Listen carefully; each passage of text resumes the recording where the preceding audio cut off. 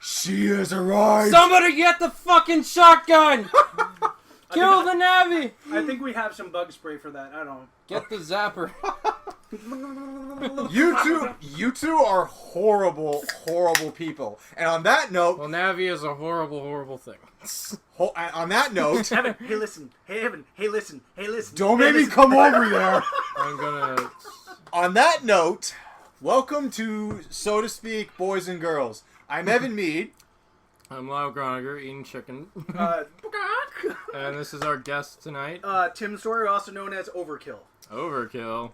And that's your gamer tag That's your on... gamer tag?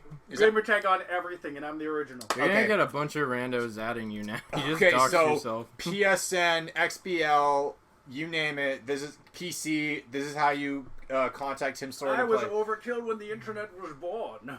Right. So, whatever, So Tim, what do you do? What is it you do? You've done a lot of really cool work. Like you're a tech genius, a repairman, a IT guy, a sound designer, sound recordist, occasional composer. You do a lot, man. I do. I was also almost a pro gamer when I was a kid. So Almost. Okay. So you're perfect for this episode in that respect. So our episode tonight is we're going to talk about some video games, specifically the most iconic, cherished games we played throughout our youth and whatever games we played. I feel like they kind of had a role in forming us into the adults we would become. So, and by the way, Tim... I'm an adult. Tim recently had a birthday, so we're happy birthday to him. When 900 years you age, look as good too. Oh, yeah. I'm at 850, man. I'm cutting it close. I'm the youngest. Oh, what are you, like 739? 25. Look, he's a wee gaffer. Okay. So we got Tim Sawyer here, and let's talk about video games. Well, first of all, like, what was the first console, Tim and Lyle, that you ever owned or ever played in your life? I'll let Lyle take the. I mean, I remember I was pestering my parents, like, up, down, left, and right, just trying to get a freaking Game Boy. I see what you did there, by the way. Yeah, Contra Code. Yeah, I was playing, like, I really wanted to get, like, a Game Boy Color, or not a Game Boy Color, a Game Boy Advance SP, especially the red one, because I love it when I can get a red console. Like, I don't know, like, I just really wanted that one. I played it for, like, 2 minutes, and then I was like, fuck! This is frustrating. But, like, yeah, that was just my first gaming experience. The very first game I remember ever playing on Game Boy was Super Mario Bros. 3. It was like a port of the NES game. Oh. I think you were saying that. I was kind of briefly asking the question, but we'll get into the games, but what was the first console you ever owned? Which one was the first console you ever owned? First console I ever owned. Do you ever hear of an old game called Pong? Oh, we have an Atari kid dude, in no, here. this is pre-Atari, man. This is the one where there was this little antenna attachment that you'd have to hook into your TV, and you had to plug a little box into it, and then you had two little spinny paddles, and the thing would go... So this is like late 70s stuff. There was stuff my parents brought over, and then it went to the Atari 2600, where I wasted a lot of time on, and the Atom computer, where I first learned a little bit of coding. Wow, you really are 900 years old. Oi! So, age is wisdom. Wow, he had a dedicated Pong system. So he Where's did. your dedicated Pong system? Right? So, me as a baby of the early 90s, the first console I ever owned was a Nintendo Entertainment System. And I did go to a friend's house and played Super Nintendo, and then... but I'll get into more of like the consoles I predominantly played just going forward. So, Lyle, let's start with you tonight. So, Lyle, what was your the first like video game that really kind of made an impression on you, touched you, moved you, inspired you, all that jazz? Okay. Well, I guess what I could start with was a game that I think all of us remember. It was very popular, and I would say the mid to late 2000s, and now I never see almost anyone play it anymore. Guitar Hero 3, wow. Legends of Rock. I saw this at a Best Buy, and I picked it up, and I missed like 75% of the notes, and when I got Star Power, it's like everything's blue. It's like, do I just press the blue button on the controller? Like, that's how fresh I was. But like, I ended up really liking it because I was like learning guitar at the time, and my mom was a huge rock enthusiast, and I'm like, I think I should get this game for my birthday. Did you ever get one of those controllers where the tilt controller didn't work up and then you just had to press the select button? Yeah, that happened all the time. Those things got buggy. They were so buggy, and you had to press the select button, which I think is easier, honestly. Oh, yeah. Oh, and there was this isn't Guitar Hero 3, but I think it was Guitar Hero World Tour, Guitar Hero 5. You had, like, the tap, the slide on the guitar, like, down the neck. It was like a button tap you would use. Yeah, and it never worked. That was Rock Band. There was the 5 at the top and the 5 at the bottom. Yeah, it was like that, but Guitar Hero had that too, and it didn't. Yeah, you're right. It had this like touch screen, but it never worked, and I never used it. So it was like, way to go. Yeah, it's like when it went into the solo, you just had to tap it at the right time. Or I think maybe next to like Guitar Hero 2, I think Guitar Hero 3 is the best soundtrack of the bunch. It has less covers, because the first game and even the second one, they had to hire like this cover band like company that like covers all these songs. The joy of copyright. Because they can't afford to like own all the rights. But this game, Guitar Hero 3, I think they were free to do that because these games were getting so successful till like the later installments they could just use like copyright music whenever they wanted. It was my first introduction to Freeze Pop, actually. And then Freeze Pop. And then I am not your Game Boy. And then Rock Band came along and kind of shook things up a little bit. I would say Guitar Hero 3 was like kind of like the prelude to Rock Band. I think it was, it came out before Rock Band. I think it was like the best. I still think to this day, maybe next, I know some people like Guitar Hero 2, but personally I like Guitar Hero 3 more. It introduced me to Tom Morello. It really reaffirmed how cool Slash could be. Oh, yeah. And like, I don't know, like I think the duels were pretty intense. The duels are so fun, especially Tom Morello. Like, yeah, that was. I don't know. I think Guitar Hero 3 because after I played Guitar Hero World Tour, I was like, oh my god, this looks so ugly by comparison. Oh yeah. And like, it's just not nearly as fun. The soundtrack is so massive. I'm getting lost here. Yeah. But yeah, like Guitar Hero 3 to me is my favorite of the series. It was like an introduction to that. After that, I played all the Rock Bands. I played all the Guitar Heroes up until a point where I just got a little cash grabby. Smash hits. Wow. And Right. I think Guitar Hero 3 was like a good point because I had it under my bed at one point because it was my Christmas present that my mom was like kind of like, all right, you know this is there, but you cannot open this until your birthday. Torture. And I would unsheath it from my bed and place it on top and stare at its glory until the day where I could unpackage and play the shit out of it. That's what my dad would do, the similar thing for Christmas presents, where like we knew kind of what it was, but you weren't allowed to open it until Christmas morning, where it would just be under the tree, just wrapped there, and all you could do is stare and wait for the day. I love it when parents, gift gifts like that. It's really cool. You guys are actually bringing me back, jogging my memory, that when I was in high school, grade 11 specifically, I took a business class specifically on entrepreneurship, and the main assignment of the class before the exam was you have to create a legit business venture that can take place in the school community. It has to make some money, and you can't keep the money for yourself. You have to donate the money to charity. Oh. But the business venture that I came up with was Rock the Cafe, where we went to the cafeteria of my high school, and we had an overhead projector and a loudspeaker system, and we charged kids like a couple bucks a pop to go head to head in a match of Guitar Hero, and it actually it earned quite a bit of money. So it was cool, yeah. Nice. Tim, our sound designer, is just being a boss over here. But yeah, so. I remember when I was like back in my small town, like I remember there was a Guitar Hero competition in the rec center. It looked like they were just trying to like cash in on the fad, but like you get to like have tournaments with people.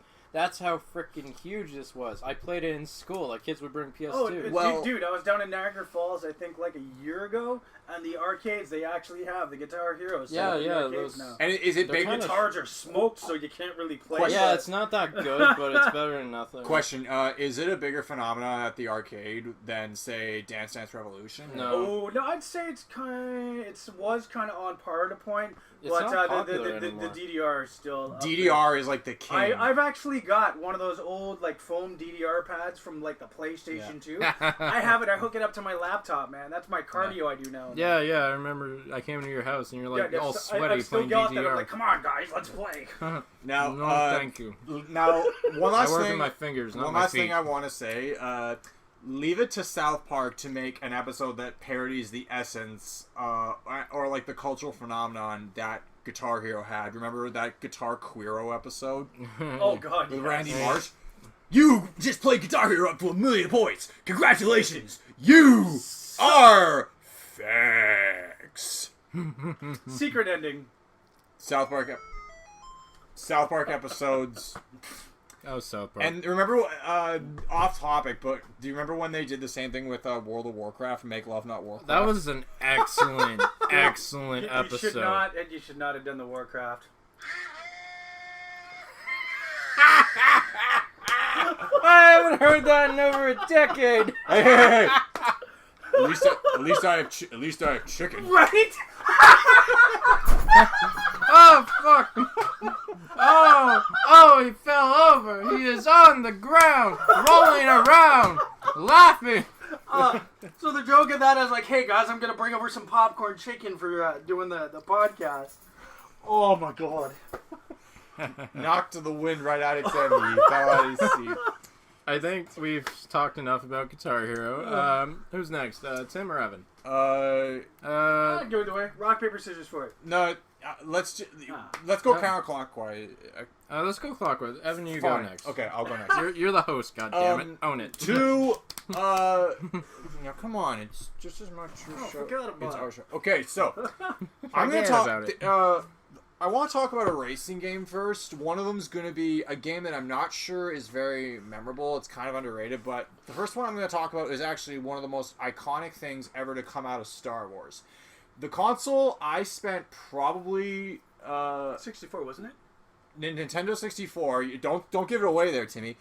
Okay, so This one. the Nintendo 64, I think before the GameCube is the console that like dominated my youth, because the Nintendo's the NES. I never owned a TV that could play very well, and the NES. My brother and I like thought it was dinosaur tech, so we didn't appreciate the nostalgia of it, so we packed it away for a very long time, and I opened it up later, but that's another story. So on the Nintendo 64. I owned Star Wars Episode 1 Racer, and when I say I owned at that game, I kicked ass. Like, one of the fondest memories I can ever have was, like, I was up at my cottage, or my dad took my brother and I up to a cottage, and we brought the N64 along, and I was grinding, like, my ass to beat one of the hardest racetracks in the entire game. For those of you who know the game, if you make it to like the last circuit, it's like a bonus circuit after you complete all the main circuits, there is a track called The Abyss, and it is the most ball-breaking track I can, like, you can, okay, I'm trying to, how do you describe it? It's extremely level. Okay, what happens is, you are on a gas platform, and you're racing along, and the gas platform has 2 levels. If you drop down by accident to the second level, which is actually very easy to do, you get knocked to dead last place, and you have virtually no chance of recovering your loss, at least to me. And then I remember I busted my ass to be good at this level, and I did eventually beat it. Good. And I unlocked...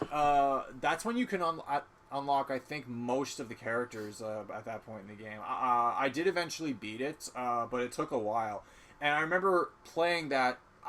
like, you remember the movie Whiplash where, like, the kid is, like, pushing himself, like, infuriated, like, come on, you piece of shit, just to be good at the drums and play in time. Yeah, it's another example. Maybe you're like Mulan trying to climb that giant pole. Yeah. Just to get that arrow. It was kind of like that, and then my dad... be determined. But after some time passed, I'm at my cottage, and by the time I go to my cottage, I spent like a day on it, like on a rainy day when there was nothing to do, and I remember playing it so hard, and I got so good at the level that my dad saw me playing. He saw me like banking on like really sharp turns, and he's like, "Evan, you must have Jedi reflexes." Nice. Oh. Yeah, God bless my dad's soul. But anyways, that game, that's my brother and I, because I grew up with a brother in my house. He and I were super competitive at video games for many, many years. And I think that was one of the few games that I could actually beat my brother at, because my brother eventually did become better than me at just about every video game we ever owned, and still to this day, there's very few games that I can best him at. But Episode 1 Racer, one of the...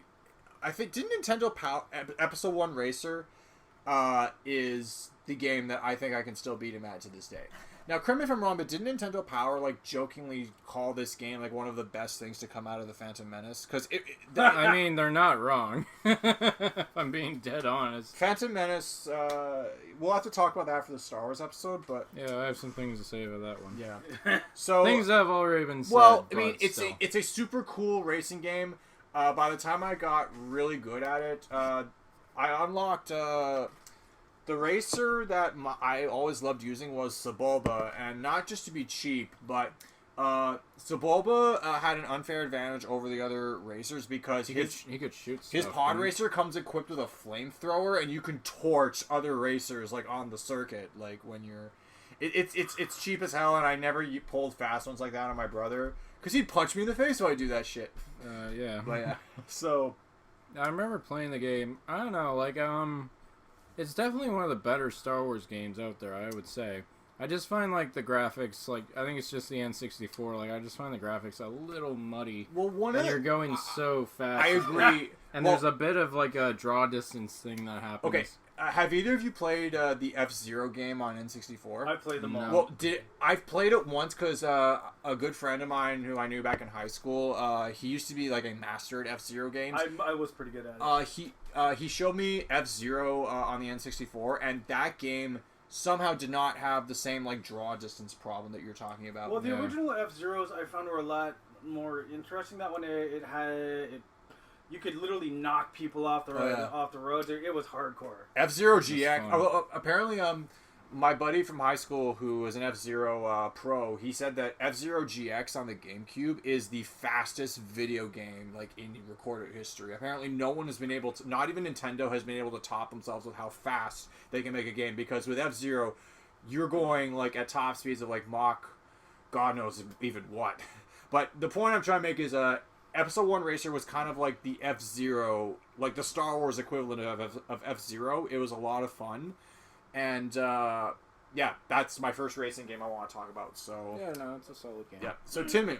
Alright, I'm gonna, seeing as we're on the topic of racing, I'm gonna chirp in with one of my favorite old school games from Super Nintendo. It's a game called Rock and Roll Racing. Oh, yeah. You know, it's, basically, it's what, 3/4 down view, I'd say it would be, of different vehicles as you race around tracks with weapons. And you can either blow up your opponents and or win the race. I wasted an exorbitant amount of my childhood playing that game. Yeah. You didn't waste it. You enhanced it. Yeah. Right? Yeah. I got to the point where like you'd started on expert mode and you wouldn't get any of the weapon pickups until you got the second car. Then you upgraded just enough that you could take out one car and then take out a car a lap to get your money. But still, it had insults. It had random characters, secret characters.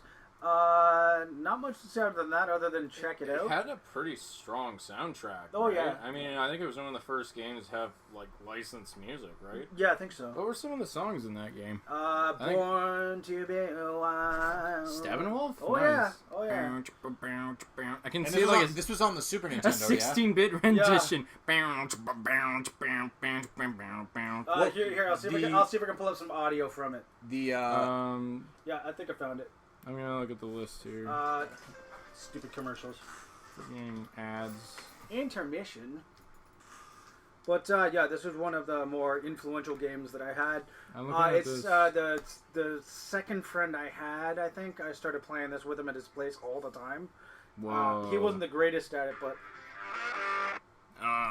George Thorogood. yeah. Welcome to 16-bit music, baby.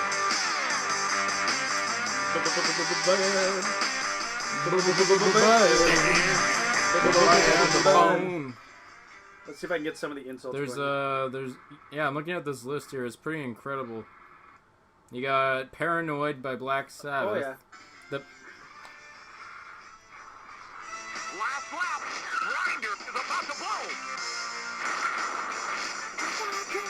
Right. Dominating the race. That's Highway Star by Deep Purple. Yeah. Yeah, you can drift around corners. Furry State was ahead of its time. You got the Peter Gunn theme. Oh yeah, dun dun dun dun dun dun dun Boom, dun. boom, boom, boom, boom. Spy Hunter. That was the first song I ever learned on bass too. Nice. Radar Love by Golden Earring. Oh, nice. I love that song. Born to be Wild. This game, I've never played this game. I gotta check it out. Oh now. yeah, this dude, game looks fun. it's still one of my favorites. It's only 2-player. Yeah. Versus the compy, and the compy can get pretty aggressive in it. And Very you nice. go from everything from like a jeep that has the ability to jump to dodge weapons, to like a half tank crawler, to like a hovercraft. Oh, okay. All right. Oh, And yeah, each vehicle had advantages and disadvantages. Like the hovercraft, it would have scatter mines which you could drop behind you, which wouldn't stay on the field. But if someone was right behind you, it would decimate them. And then you had the regular racer car, which had NOS, and you could leave landmines, which would hit anybody. I remember many a time doing like a 360 and firing a rocket and taking your buddy and then spinning back around. That's badass. That sounds like a really fun game. Yeah. Well, thanks for that. You enlightened us with this. With that, I gem. will pass off. With a Which is gem. interesting because, Lyle, what's your stance on racing games?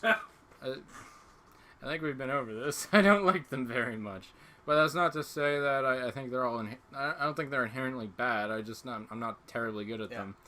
You know? It's like I'll play like Mario Kart and like not do too well. I'll play like... Story time! Tell them about what happened on your birthday. The first birthday where you met your girlfriend. Okay. Winning. Alright. Yeah, we were playing Mario Kart at this video game arcade in Toronto called Tilt, I'm sure. Go there when it's open, and well, I don't know if It is open. Oh, okay. For now. Like, coronavirus hasn't stopped it. Thank goodness. Anyways. Corona. Oh, God. So anyways, we're playing Mario Kart, and it's like late at night, and we're Mario Kart 64. Mario Kart 64. That's Nice. right. That's right. That one, the popular one. We were on Rainbow Road. I was doing okay. I was on like the third or fourth position, and then I don't know who did this or what, but I got hit with either a cannonball or an invincibility star. I got flung A blue out. spiny shell. Was it a blue spiny? No, it was. Why would it hit me first? It was an invincibility star because that thing can propel you the fuck off the Anyways, track. yeah, I got hit with a shitty power up. I don't know if I hit like a chomp on the way because I got knocked all the way off the track. But rather than just fall into the abyss and get picked up by a little Quidu or Lakitu or whatever, and we place safely on the map so you can carry on with your day, I got launched all the way back to another part of the race and landed in a completely separate part. I was like thousands of miles away from the race. It's like, what? I know. That's not even the best part of the That's story. not- I was like, fuck, well, I'm not going to win this race now. I'm all the way in the back. So I had to go, and it's dead quiet. The one thing I hate about Mario Kart 64's Rainbow Road, it's so long. It's the longest race in the game, and it just goes on. With and the on. exception of the chain chompers, Wait it's until not I- a very interesting race. Wait until I course introduce you to Mario 8. Oh. Mario Kart 8. Yes, another Mario 8. Yeah. What? There's Is been it- way more than 8. I guess a game with Chomp Chomps would be called Mario 8. Right? Anyway, so like yeah, I'm all the way dead last. I'm going through the lanes. I'm like all alone and miserable. I start getting good power ups like the Oh, cannon. yeah, because you're right at the end, right? That's the one benefit. It's like communism, you know. If you're all the way in the back, you'll get a bit of a step up and catch up with the others. So I got the cannon. I got the triple mushroom. I got the golden mushroom. I got the invincibility. You know, like nothing stopped me. And I was getting all the way. I caught up with them all. And with all my good power-ups, I smashed right through them. And Veronica's like, first, she's like, oh, I'm going to win. And I went right around her. And I got all the way over the edge. She got hit by a Chomp Chomp. And I got first place. It was Started at the bottom, now we're here. Yeah, exactly. It was the greatest moment I ever had with Mario Kart. And I really loved it. But The yeah, players demand a game that gives everyone an equal shot at first place, my friends. No, obviously you haven't been hit by 3 blue shells in a row.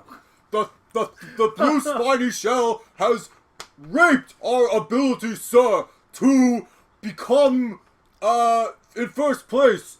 Mario Kart is the best game that demands equality for every player. The blue shells are the hate crime of Mario Kart.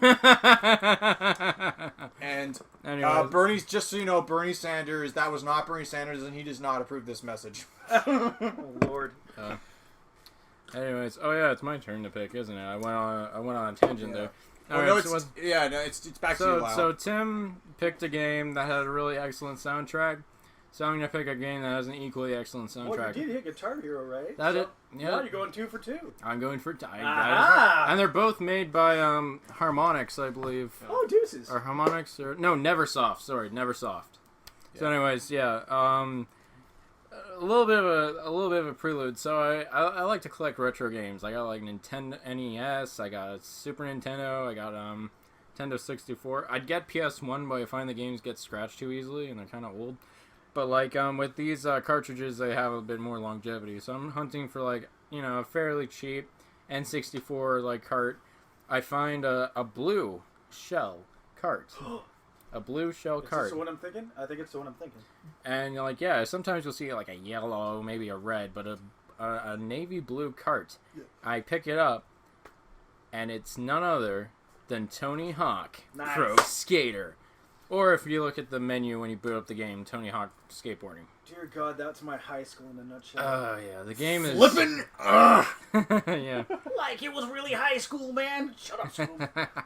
Yeah. I remember playing that game on the PlayStation at a hotel. Yeah. Because you know how when you travel and you go to like big chain hotels, they don't give you a console. They give you a controller that it's like a default PlayStation controller, and you plug it into your TV and you have to pay to play a game. I've never even heard of that. I have. I remember I did that once in a hotel that my dad and brother were staying And at. you immediately regretted it. Well, I remember playing Something $900 racked up. Tony Hawk Pro Skater on the PlayStation, and I remember it being fun. Like it was cool. I'm not very good at it on N64. Like I'll never beat this guy live. No, I play this game a lot. Oh, dude, you should come over. I've got it. I've got the Tony Hawk High Def on my PS3. It's got all the old levels Oh, sweet. Yeah, with the that sounds- revert. That sounds pretty good. Yeah, I'm not gonna say this is like hands down the best Tony Hawk game, but like for me, it's the one I like to play the most. I love the warehouse level. So, what do you think of the remake that just came out? Yeah, I heard about that. They're like rebooting again. Well, they've rebooted that game so many times. Like there was this. They apparently went back to the originals, and like all they did was just update the graphics, and it's the complete. Oh, game. so it's a remaster. Yeah, from what I heard, it's a remaster. It's got all the original soundtrack with a couple of new ones. Holy crap, that's cool. Yeah, because I love the soundtrack. It's got like Officer Dick is now Jack Black. Suicidal Ten. What? Officer Dick is now Jack Black. Jack Black model that Yes. is Officer. That's fucking great. Yeah, like one of the unlockable characters was Officer Dick. I remember there's a video we made, Evan, where Yeah, that was like number 2, wasn't it? no, he was in the first one. First one. I played him, yeah. Yeah, but anyways, like the soundtrack's great. It's got like Dead Kennedys, Suicidal Tendencies. I think Gold Member is a was good one. Lagwagon in there? No, Lagwagon wasn't. I think they were. No, they were in the second one. They did May 16th. Yeah. Yeah. So many good. Oh, and Primus. Jerry was a race car driver. Drove so goddamn fast. Never did win no checkered flag, but I never done nothing last. Yeah. That was a good game. It's just so much good stuff. Like Ted Kennedy's like police trucks, like. Yeah, I know. Like the game isn't like incredibly complex. Like it's just a handful of levels that you go through, but there's like a little bit of nuance to it. Like you gotta be like good at like tight and like maneuvering. Gotta be good at balancing your board. That's the one flaw with the game. Is like there's no balancing. Like later games, like when you jumped on a rail and grinded, there'd be like a little meter that showed, okay, you're on the straight track. Oh, you're getting a little off here. You're grinding too long. You're gonna crash. Yeah, the first one, it just showed him kind of leaning. You gotta kind of. It's a lot of guesswork, and there's some like hidden items that you gotta get, and you gotta grind this long ass rail in order to get it. Like that mall level. Fuck. Oh, I hate that level. That fucking tape you gotta get up there. And sometimes, like, it's a little hard to position your skater to, like, land certain things in order to get the tape. Like, the downhill, like, derby one where you have to go on this massive rock mountain in order to get to the tape. That was annoying. Like, there's certain things that kind of take me off about the game. But other than that, like, I love playing it. It's so, it brings me back in a big way. Because while I'm not very good at skateboarding, like, personally, I would say that I'm very interested in the culture of it and like the way people can pull off incredible stunts with them.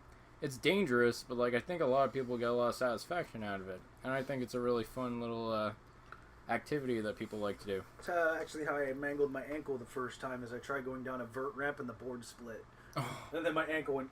Oh yeah, that was the end of my skateboard career. See, it's things like that. It's like I don't want to like grievously hurt myself doing this stuff. It's fun to look at, but. Just where is he to talk about this when I need him? So the way you guys talk about this, like how you know, it kind of. So did this kind of like inspire you or steer you away from skateboarding? Well, it definitely. Well, the ankle steered me away from the skateboarding. Sure, yeah. But I was very much into the soundtrack, and that was a huge mold for me because. I don't know, I kind of started going towards the punk culture. I mean, this wasn't my first skateboarding game. I also had, when I grew up as a kid, I had this game called Disney Skate Park Adventure. Oh my god. Where you play like a kid skateboarder. So Skate or like, Die Nest. Yeah, basically. Oh, Skate or Die is a good game. And like it had like Smash Mouth in the soundtrack and all that. A lot of cheesy 2000 songs. The reason I want to kind of... You could play as Woody and like skateboard in Andy's room. That's the one thing I really liked about the game. That's kind of cool. So that was my first skateboarding game. I also played Underground and like Underground 2. They're fun games, but like I gotta be honest, like I think the first handful of them were like they really still hold up. A lot of people like Tony Hawk Pro Skater 2 more. It's definitely bigger. Like you can build your own levels. I was number 3. You like 3 the most? Oh yeah. Once they brought in the revert, then it was just party town for me. You can pull off monster combos. Yeah. Or you'd look really, really bad. I remember pulling off a combo that like ran over the clock, and just when I was about to land it, I bailed. Didn't the Simpsons have a skateboard game? Yeah, they did. Simpsons skateboarding is an abomination. Is it like that fighting game they had where it was also really bad? Yeah, no, they tried to take the basis of these really popular games and fuck it up to oblivion. Yeah. So, that's really interesting. I want to ask that because I'll tell you a quick story and then I'll get into my next pick, which is also a racing game. Alright. When in our N64 heyday with my brother and I, we played Excite Bike 64, and then he later owned the original Excite Bike game for NES on a Game Boy Advanced portal, and he that game Excite Bike 64 inspired him to take up motocross. And he races still to this day. Nice. In fact, right as I'm like recording this episode, he just did a race in Ottawa. So shout out to my brother Cameron Mead. Here's to Cameron. Yeah. Hi, everybody. Raise your glass. I haven't quite gotten in.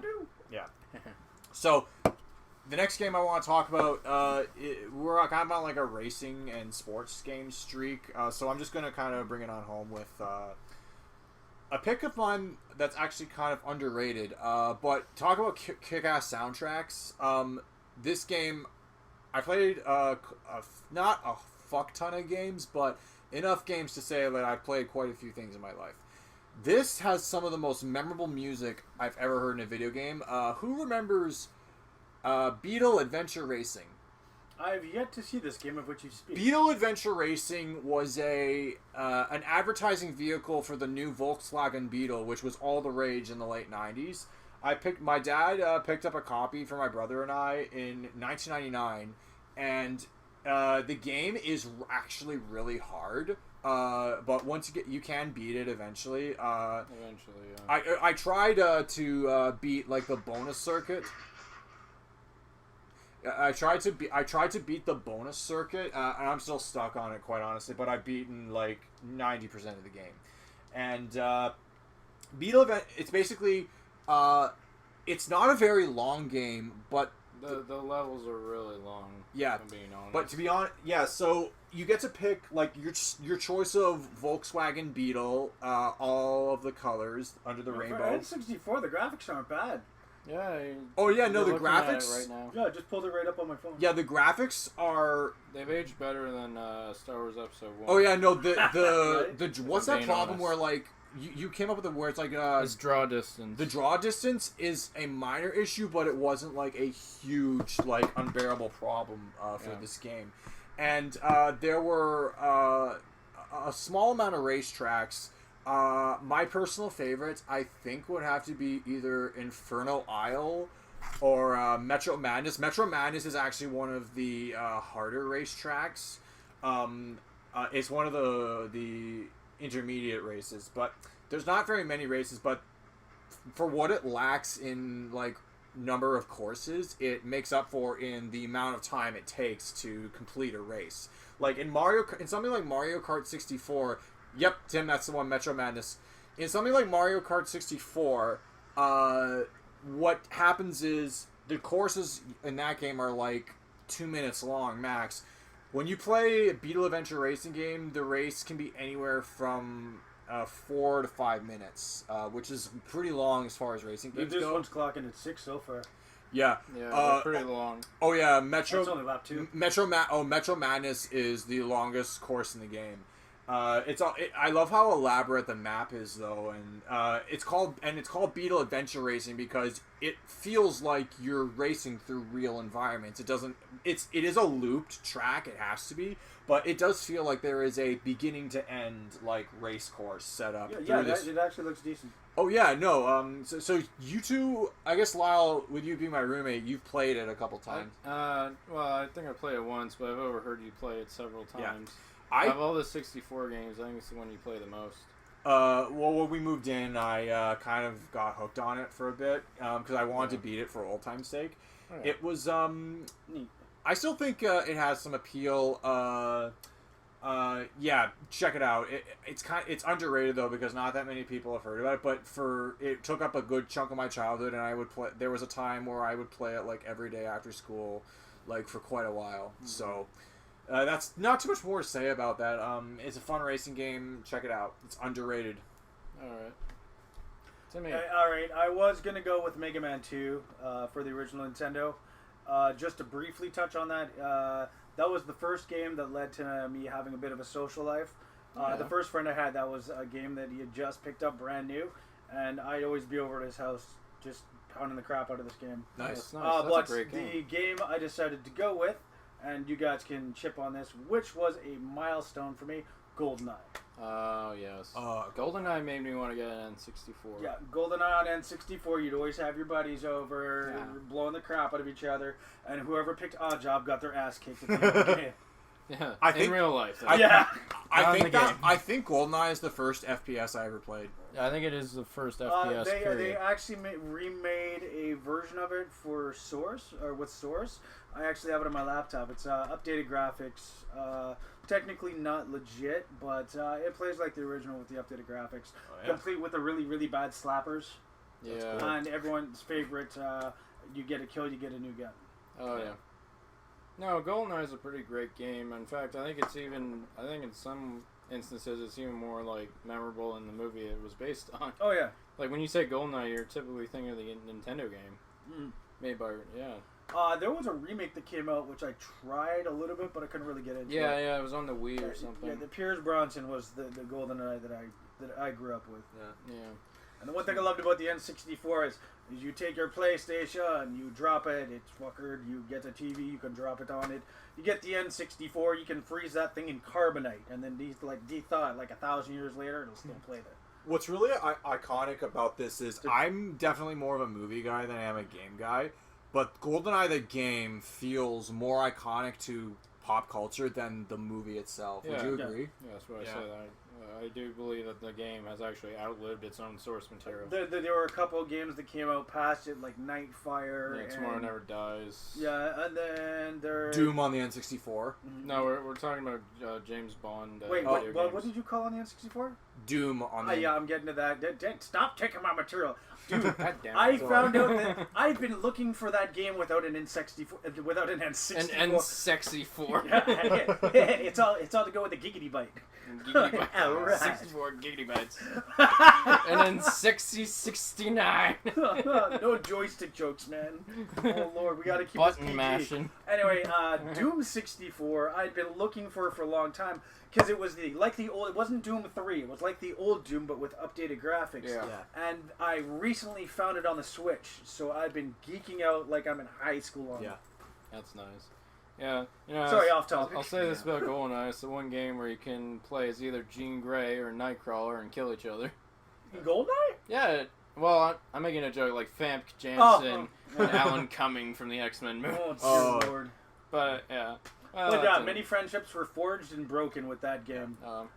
I do think it's like as good as it is, I will say, looking back on it, it is a little stilted to play now compared to modern games. But yeah, if I go to a convention and people are throwing down on the game, I'll pick up a controller. Yeah. And then I'll go odd job just to piss them off.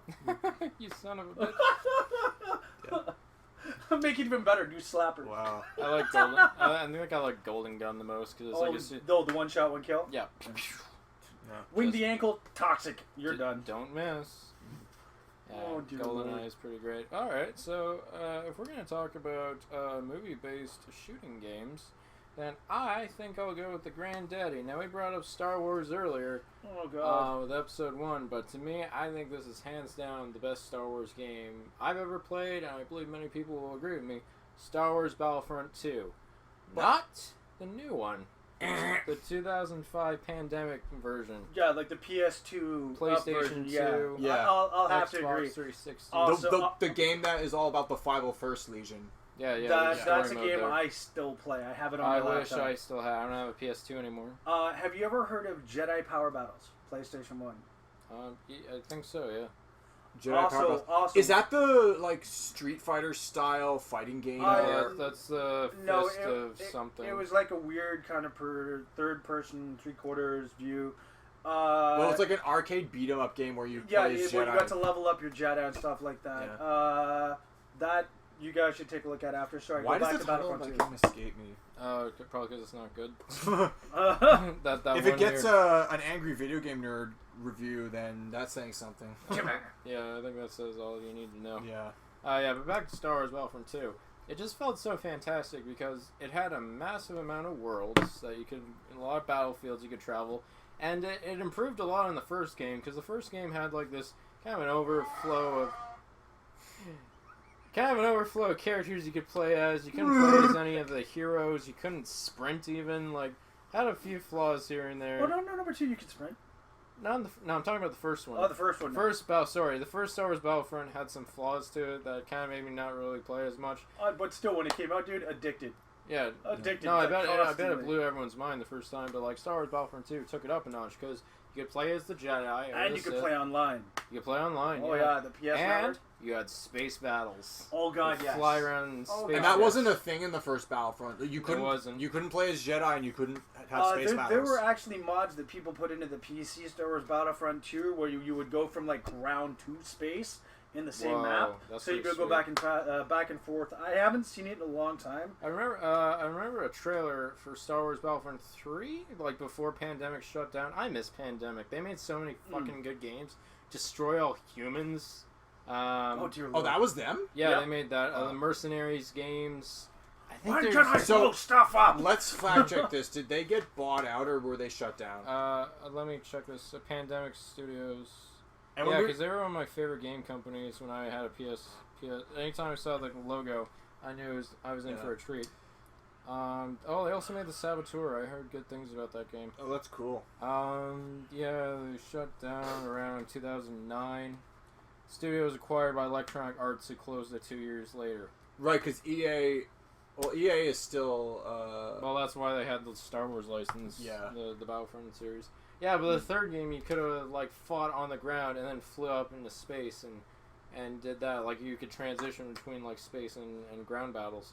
I actually preferred the ground battles because not only could you explore the area around you, it was just easier to find your enemies and fight. It depends on if you're doing standard or heroes and villains. Heroes and villains. Okay. Heroes and villains are entertaining, but not my cup of tea. Yeah, it's kind of weird, and it Yeah. takes forever to heal your character because you have so much health. What's in... It's definitely fan servicey because you can be like Han Solo throwing det packs at Darth Vader and Another game you guys might not have heard of in the vein of Star Wars Empire at War. It was the first real-time strategy game. One of mine that I'm going to get into shortly is Command and Conquer. Real-time strategy. This was my staple from my childhood. But Star Wars Empire at War, also a real-time strategy game where you could look at different planets, buy your units, protect the planets, go off on attacks, do sneak attacks, Oh, wow. build a Death Star, and blow shit up. That's Yeah. kind of cool. I'm not big into RPG, though. RTS, real-time strategy. Real-time strategy Oh, is yeah. different. Yeah, RTS, I'm not big on. I grew up on those. Fair enough. I My- I don't blame you. I should probably wrap up my thoughts. But anyways, Sorry, go ahead. Star Wars Battlefront 2, my favorite map was always Mos Eisley because I like to snipe Yes! in that game. Yep. Yep. If you climbed onto the crow's nest of the hangar area and you got onto the top and you could scope anyone around for 360, Yeah. perfect, ideal bird's nest. And if any turret came at you, you just aim for the head and shot. Or a camping Right in the spot open. in terms of gamer terminology. Well, yeah, but it's a good crow's, it's a good bird's So, like a nest. tent with all that camping? Yeah, my point exactly. Tim. Yeah, that was Oh always my my God, favorite the level. rage. The gamer rage. One of the things that my brother and I like to do when we were dicking around with that game was because we played on the Xbox. It was a console. But what'd you like about it? Mos Eisley had this feature where you could play as Jedi, Sith characters like Heroes versus Yeah, Villains. Heroes versus We were Villains, talking and about it that. was only available on that map. Yeah. Yeah, it was. Yeah, it only- was just but one. No, there was one other. Oh, what was it? There was one other. The Palpatine. What's the level? I don't think it Where was the Senate level is. Coruscant. Yes. Coruscant. Yeah, you can do heroes and villains on it. I didn't know you could do Well, that. you know the thing I about didn't know Palpatine. I am the Senate. Yeah. Oh god, remember the Jabba's palace level where there would always be those Gamorrean guards that would just fuck your shit Oh, up yeah, in one yeah. hit. And if you fell in the Rancor pit, the Rancor could just grab you and Oh, eat yeah. you. Yeah. But you Oh could no, get- the only class I played in that game was the sneaky engineer. the engineer was my favorite the, too. The shotgun, and you can heal yourself. Yeah, you had Yeah. those health packs that you could always replenish Looks and get sick. in practically unlimited health and ammo. Oh yeah, no, if you were really good at the dodging, it's like boom, shotgun roll, shotgun roll. I- If you upgraded the shotgun, Oh, the flechette. Oh, the it just ate flechette people. just killed things Dude, you could instantly. snipe people with that thing. It Yeah, was you don't disgusting. have to be that close. I got a 20 person kill streak. for I that liked gun. how when you got the kill streaks, you get different perks that would Yeah, activate. yeah. Every time you got a good you got perks and So- medals, so you could get Yeah, more and Just more. to, Yeah, what is that? I always like the Jet Trooper, but That's fun. Good call. Yeah. yeah, they're all right. just for the, do you little want to say on the flimsy. record what you think about the new Battlefront Oh game? Christ. I have it. I've It- played it. I can get into it to a point. I'm a heavy weps. Fair yeah. enough. No, because I got the kick. Yeah, heavy weps with the shield and other stuff, and I play the commander Oh, okay. because I can buff my units. True. It's playable, but it can't compare. I don't know. The graphics are awesome. Sure, the story. The space combat itself is really well done, but it just wasn't quite incorporated the way it should have been. I just and I played online for a bit, and And it used to be pay to win, which sucked. yeah, and I just hated the online feature because it's not balanced. You'll step right into a match and you fight people who are way above you in power level. Oh and yeah, you had to grind the you crap had out to of that grind and get in lucky. order to get better weapons because you start out with shit. I remember which isn't fun. Oh, I've still remember- got the shit weapons, man. I think I've got like one upgrade on each. Yeah. I remember we tried online play one time, and I'm not kidding around when I say one time, and I didn't last 5 fucking minutes. We were on like Hoth or something, and then I'm just dead. Well, they've got like a new mode now where it's like assault, where you'll play for long enough to hold a point, and whoever's got the higher limit like will allow you to load onto their ships. Yeah. And then you try and take out their capital ship, or Yeah. Well, it's pretty intense. The big elephant in the room for me with that game is the graphics are just like gorgeous. It's a work of art. You feel like you're walking through the movie. It pushes my laptop to its limits. That's not really an elephant in the room. That's more like the silver lining. It's the silver lining, yeah. Because like No, that elephant in the room was EA. Yeah, that is very well said, Tim. Yeah, the new Star Wars Battlefront 2. Not nearly. I don't look at that game nearly as fondly. I still have it, but like I rarely play it anymore. Oh, dude, PS2, the Battlefront 2, I'll throw down anytime. That classic one. My God, this guy. I could sink like hours into that. Oh, dude, I still do. I have it on my laptop. I'll still play it. Before the online got like when GameSpy was up, there was a mod for it where you could get like Clone War Trooper guys. There were so many additions that people just did themselves and put together, and a lot of people would play online. Then awesome. Steam re-released the internet, which wiped all my mods, but I could play online. Wow. 50-50, I still haven't decided if that was a good trade-off. This is interesting. Like, why is it that the old game has, like, you had instant action, you had a story mode, you had Galactic Conquest. That was the best. That was so fucking cool. You get to, it was like Risk. Like, you just capture the galaxy planet by planet by planet, and you gain more supplies the more you win. That's not even in the new game. What were your favorite abilities in that? I'd go sabotage, auto turrets. Auto turrets was pretty useful. And sometimes back to tank. Back to tank was either useful. that or reinforcements, one of the two. Usually Garrison was so useful in that game. Yeah, you're like, fuck, I'm boned, and then poof, reinforcements have arrived. Reinforcements have arrived. Those duplicitous rebels have gotten a command post. Oh God! Catch it back. And, if I didn't have the elite rifle, I'd get enhanced blasters too, just so my whole team can like really chip away at them. Yeah, but Garrison was super useful. Bigger levels, like say like Dagobah or something, like enhanced stamina. Oh, dude! Again, engineers splicing the people out of their vehicles and then jacking it on them. Oh, dude! Okay.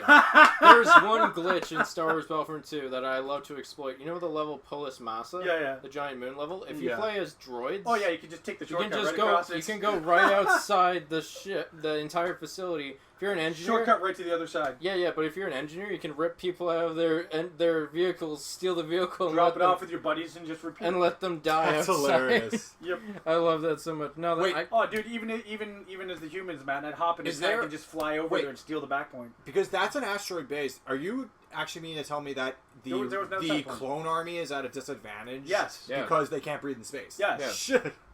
Yeah, that was a funny thing about it. That's hilarious. That was a brutal level too. Oh God, yes.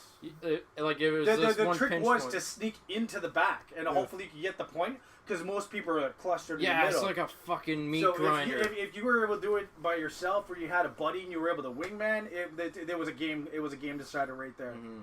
Yeah, if you could take that back point, you'd pincer them, and game over, man. Yeah. Well, that's what I love about this game. I could sink hours into it. And then you'd have that one point which everyone would spawn at, and it would just be a fusterclug. A fusterclug. Oh yeah, but I could talk about Star Wars Battlefront 2 for hours, but I think it's time to like give it off to Evan here. Yep. Okay. What's your next game, buddy? Join the dark side. We have cookies. And they also have face masks and ventilators. Yeah. So, but see, he wouldn't wear the mask because he had breathing issues. Oh, right. Pre-existing medical trauma. Also, so the next game I want to talk about was... Okay, so to give some context, the vast majority of my games are N64 games. I just realized that. Holy shit. Who's got on the nest there, man? Yeah, here's the thing. So, on the N64... The two most iconic Rareware games were Banjo-Kazooie, which Lyle is a huge fan of. That was close to being on my list. And Donkey Kong 64 for me. I have Donk- a third. And GoldenEye. And, That was a rare game. Oh, GoldenEye was a rare... Yeah, so my mistake. Conker's Bad Fur Day. I need to play that. That That sounds like a good game. I remember playing... I feel like this pick is just, You can rare you games. can use both. Go Yeah, ahead. so... quick word on Conker's Bad Fur Day. Oh my God. When I visited It's the shit. I visited a good buddy of mine was at Niagara College, Shit, and I visited him. So let me tell the fucking story. Okay, fine. I'll go to the bathroom. I was foreshadowing. Okay, so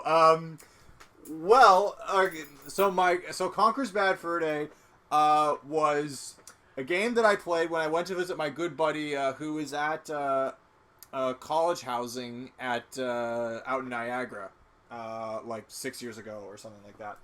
I remember it looking really funny. I'm like, I have to pick up a copy of this, but apparently it's super rare and super hard to find. They remade it for the Xbox, which had some tweaks in it and smoothed out a lot of the bugs. Oh, okay. Yeah, so Interesting. You But- might actually see it in the Yeah. Xbox store. So Donkey Kong 64, though, I just remember being this like holy grail of an adventure, like that you could just go on. It also had a lot of fun mini games. Not gonna lie, one of the few games I haven't played. You've never played Donkey Kong 64. Haven't played 64. Okay, so the premise is you go to like the DK. You're on the DK Isle, and King K. Rool is gonna blow it the fuck up. As per usual. Well, actually, no, not as per usual, because he had. That's like apparently the highest. Apparently, the stakes in that Donkey Kong game were like at the time the highest they'd ever been in like a story mode. So King K. Rool wants to destroy your island home, and you and your 5 friends have to stop him. So you start off with Donkey Kong, but you get to play as Diddy Kong, who has one of the most awesome power-ups ever. He played as the jetpack. Yes. I feel like I'm kind of Lyle. You played Donkey Kong 64, have you not? I actually haven't, no. Oh, you have? Oh, I God. have no idea what the fuck you're going on about. Okay. Well, joke's on them, because while these two have not played DK64, I have only played Banjo-Kazooie a handful of times, and my memory of the game is very vague, because I played it like over 20 years ago. I played it a few times, didn't clear it. Well, do you remember when I McDonald's... almost beat it. Do you remember when McDonald's restaurants had N64 kiosks in the play areas? Yeah. I remember they had GameCube. There's one down at Claire and Victoria Park. St. Still Clair, has the Victoria. N64. Are you Whoa. serious? Yeah, still has the Wow, N64. nostalgia junkies over there. What's the situation with the whole COVID? I'd imagine it's not really in use because all the playgrounds are shut down right now. well, for our around the world listeners, the Toronto playgrounds were shut down, but they've been No, I'm open. talking about the play places in the McDonald's. Oh yeah, of course. Yeah, So they're not gonna put kids in Stay it. on topic. yeah, right. Yeah, Donkey Kong 64. It's just a really bonkers game. The environments are really, really creative. I feel. Do you know what my favorite mini game in the entire game is? In the creepy castle overworld, you race this bug in a ice castle as Lanky Kong, and it is on a slide made entirely out of ice. And I remember staying up really late trying to beat this level because it's super fun, but it's also super challenging. That's one of the things. But what at the same time, while it's fun, the challenging part of the game did eventually disenfranchise me because there are a lot of games where in order to see the end, you just complete the levels and then you go to the end. And if you want to see like extra endings, you have to collect like extra power-ups. Not Donkey Kong 64. Donkey Kong 64 busted my balls because it's a game where if you want to see the final boss, if you want to see the end of the game, you have to collect every item, every power-up, every ability. You have to collect it, and it gets draining, especially with Creepy Castle, because you have to collect bananas to fight the boss, and Creepy Castle is the largest overworld, and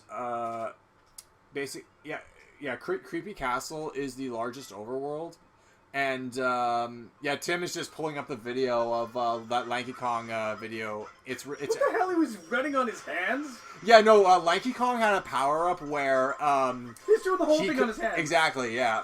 Lanky Kong has a power up where if you find a barrel exclusively with his face on it, you could do like crazy handstands, and it helped on like obstacle courses, and it helped when you had to complete like really hard time crunch levels.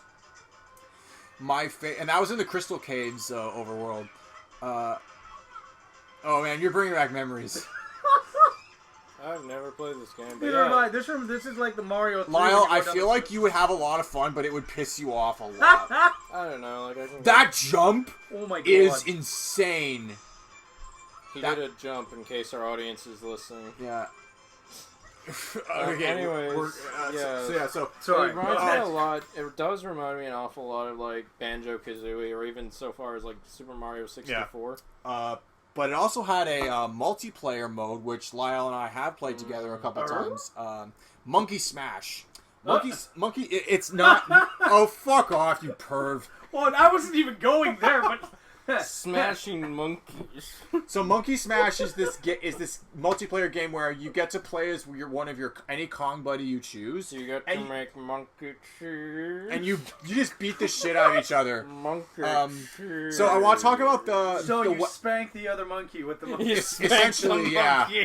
So, goddamn. So what's really I gotta talk about the weapons, and then I'm gonna wrap this up. Okay. But yeah, I want to play this game, but you need an expansion pack to play on the N64. Yeah, and you don't have one yet. I'll probably like run to a nostalgia shop down the street. I think Tim is like, trying to tell you might know where to something. get one. Oh, cool.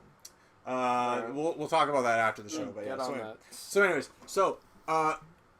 you can acquire weapons. Donkey Kong has a coconut gun, which is basically it's a shotgun that shoots coconuts. So it's a nut You put blaster. the lime on the coconut and shoot it all out. Diddy Kong has dual pistols that Yeah. shoot peanuts. Lanky Kong has a what are those? a blow dart. A blow dart gun that shoots giant jungle grapes. Tiny Kong has a slingshot that has a slingshot feather shooter, and Chunky Kong has a rocket launcher that shoots pineapples. Did I hear you say Chunky Kong? Chunky Kong is Chunky the Kong. big. What's really funny is Chunky Kong is like the Patrick Star of this game. It's like the fat bastard of the game. It's great. But Chunky Kong is the largest, and you'd think he'd be the most ferocious, but he's like the Cowardly Lion. He's all. He's whimpery. It's the classic. He's the strongest. Everywhere you and he be called Fluffy. He's the strongest and biggest, but he's like got the he's got the fear instincts of a kitten. He's just scared of everything. That's not My favorite boss ironically, my favorite boss involves Chunky Kong. It's where you fight this dragonfly dragon. It's a dragonfly who is a giant dragon who shoots fireballs at you. Chunky Kong has this power up where you jump into a barrel and he will grow to like 20 feet tall, and you punch like the dragon in the face and he falls into the lava. So this game, I had some fun with it. The multiplayer has kept me and my brother up late lots of nights. It's a lot of fun. It's super frustrating, but I think it rides that line almost perfectly with frustrating and fun. Check it out. Tim, what are you talking about next? I believe I was mentioning real-time strategies. RTSs, yeah. RTSs. Command & Conquer, obviously. It was my first real experience at playing a game where I got to control a bunch of other people. And my friends and I would be really, really competitive with this game. We'd sit in the back of computer class while everyone was learning their stuff on computer over the network and be playing this game. And there was a little cheat that no one really knew about. If you actually went and opened up one of the, I can't remember what the DAT file was, but it was a text file, and if you changed a 1 to a 0, multiplayer, you'd be able to build both factions off the one colony. Wow. Yeah, I so remember it was the first hack. You know, I remember playing video games on the computer in high school. I was in a Comtech class, but we didn't play like any classic games. At this point in my life, and at this point in internet history, Farmville was like the shit. We're not going to talk about Farmville in this episode any past this, but I just remember a lot of the girls, the girl I had a crush on in Comtech class played Farmville like every day. Yeah, I've got a few friends that I play Stardew Valley with. Yeah. On it's a similar concept. Games like that get pretty popular. Yep. But yeah, the back of our class there was Doom, Duke Nukem, and Command and Conquer. Why Were the hell? staples. Why the hell couldn't I have gone to high school at this point in history? 100 years. Repeat. yeah, Yoda. Yeah, we get it. Okay. What did you like? Anything else about this game? Yeah, I can't say I ever it played was it. one that made me think you'd have to strategize because certain units would work against certain things, certain units would not. So you got to learn how to balance your resources in your units. So everyone back in those days would try and figure out what the most powerful unit was, mass produce it, and then send it. Meanwhile, you've got one guy with an engineer. An engineer, if he touches another building, he takes it over. So You really like your engineers, Tim. Oh, I know nothing of what you speak. Very bad. So you'd put 5 of them on a chopper and then just slowly creep it, then land it. So the camera would expand a little bit, and creep it and land it, and creep it and land it until you were in their base. And then just engine rush them. Hit their con yard, their build yards. As soon as they capture it, sell it. And then they were screwed. And then it was just game over. Yeah. That sounds fun. Yeah, it was the back cheese attack. Another good real-time strategy was actually Lord of the Rings Battle for Middle-earth 2. Oh, I think I played that, yeah. Yeah, you got to build up bases. I preferred the dwarves because you could literally spawn up anywhere on the map once you got far enough into it. Their income generator was a mine, so you just, I'm over here. So, yeah, with that I'll pass. I keep it light and fast. I mean, I'd add more. I just haven't played the game. Shoot, hey. Challenge accepted. Oh, man. Well, not again. Okay. Now, my next one is kind of a hybrid, because I would actually argue to say these games are, in essence, very, very similar, and they're both games. They're the only online games that I absolutely fell in love with. The first one being Team Fortress 2. Fuck yes. Yes. Team Fortress 2. Now, or TF2 as the community likes to call it. TF1, I was, again, the medic. Yeah, you like your medics. Yeah, I'm more of like an assault guy. I'm like, I'll keep the rest of the team back and I'm going to sit back. And I'm like going to sit back here and let you do your thing, man. I'm kind of a sit-back guy, too. I'm more defense than offense, because, like, for TF2, my favorite strategy, I typically only played 2 for it. Medic! Fuck. My favorite meme from that game. I got it. My favorite meme from that game is the dark thing is babies. Oh, dude, Who sends all these babies to fight? Killing you. Okay, so anyways, you were saying, Lyle? Oh, they're gonna have to glue you back together in hell. Nice. Yeah. This, I don't know. Yeah, I'm going to show it to the boys, but I can't really... Whoop. That's not a surprise butt sex. Yes, is it it? is. Ah, the surprise butt sex song. This was the definer from TF. Oh, God. Surprise. Oh my god. We may have to edit this in post. Good lord. That was the Team Fortress 2. It had a huge community. I think the largest reason... They'd make little videos and other weird I stuff. made little videos. I had, like, Lego, and I would, like, animate it all, and, like, make, like, stop-motion TF2 videos. My units were the medic in that and the heavy weapons. See, my units were... I typically liked Engineer, because he was a very stationary guy. He was fun. Yeah, I also liked Pyro, because he was a good... I actually used him more for defense than offense. Yeah, I can see that. He's a little spongy, so I always like to, like... hide in corners. If any enemies tried to get through into like the engineer area, I'd burn them and they wouldn't have anywhere to go. Yeah, I also like Soldier too. He was a very good all-rounder guy. Yeah, the rocket launcher guy. So one thing I missed from number 1 that they took away in number 2, they might have put it back in now because I haven't gotten far. Like I never played TF1. Well, TF2 I heard that because I haven't played it that much. That eventually you can buy different weapons, so I can get away from that stupid like nail gun that I'm using right now. You can unlock guns. I'm gonna get the more you play it. Yeah, I didn't play very much. I had it on Steam for a short time, but then my computer got too full of junk, so I couldn't play. Problem is, I'm one of those controller gamers, which a lot of people hate. They're like, you use a controller with a PC. The only way, yeah, because like the only access. Oh Christ. The only access I had for TF2, because I'm a country boy living out in the middle of the sticks, was I had on PS3 for the orange box. I've still got that. And like I don't know if Valve just didn't give half a shit about it, but like if you tried playing it, it ran at like, I don't know, like 6 frames per second. Didn't run well at all. I rarely had a smooth game. Oh, dude, no, and you had to plug that right into the router just to make sure you got a decent. And the worst part was, like, eventually it got really, really hacky. Like, if a guy had a pylon over his head, you could tell he hacked the game. They modded, like, wood all over the place, and the hacker would just, like, keep you stuck so you couldn't play. That was like Borderlands, man, when they get the reverse sniper rifle, where you would actually heal them, but it would launch them, like, way across the map. Oh, wow. Yeah, but no, like, Orange Box got really fucky, and eventually they just, like, canceled it, and, like, all the servers were down. And I was disappointed, because it was my only access. So, like, TF2, I really loved all I loved the characters, I loved all those Meet the videos that they had to promote the game. Those are so entertaining. I think Spy's my favorite. God, I just remembered a game. Yeah. But then, like, moving on forward to my second half of this would be a game that's very similar and still very popular to this day, Overwatch. I can dig that, man. I still play that. I've got it on PC and on my Switch. Yeah, I have it on PS4. Okay. My hero Cyclops is my gamer tag. Yeah, Overwatch is a little bit larger than TF2, because in TF2 you only had like 9 characters, and you could, like, your whole team could be comprised of engineers for all you care. Yeah. But, like, yeah. But with Overwatch, there's like over 20, 26, I don't know how far we're along now, because they keep adding to the game, even after its release.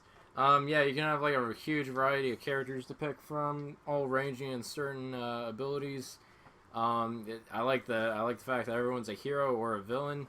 It has like different maps that are pretty well constructed overall. I think my only complaint with the game is like eventually I got kind of tired of the online stuff, because I just like Isn't it only online? No. There's a bot mode that I always play. That's kind of boring after a while, because the easy mode is too easy. The medium mode is like pretty easy, and hard mode's just broken. Like you get chewed so hard, and like of course your teammates. Headshot. What the?